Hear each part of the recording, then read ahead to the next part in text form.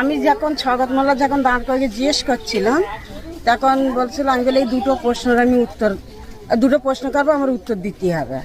তা বলে হ্যাঁ কি উত্তর বলো। আমি বলি মিজানুর এর মেরেছিল রাজাকে খান মেরেছিল কে? তাই বলছে বলে কে মেরেছিল বলবো? তা আমি বলি হ্যাঁ বলো। তা বলছে তোমার ভাইজান মেরেছিল।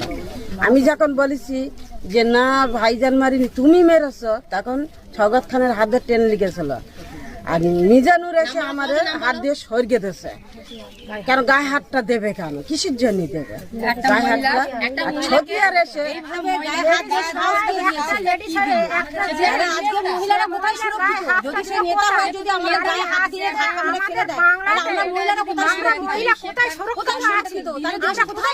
বিচার হচ্ছে। আজ যদি মহিলাদের এমন কিসের জন্য অত্যাচার করবে?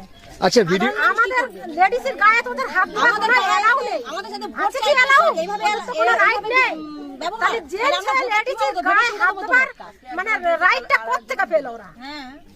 আমি ওই যে প্রশ্নের উত্তরটা ওই যে রাজা খানের কে মেরেছিল সেই প্রশ্নের উত্তরটাও পাইনি। দিতে পারবে না বলে তো গ্রামটা পুরো ঘুরিনি, আদ্রাসা থেকেই চলে গিয়েছে।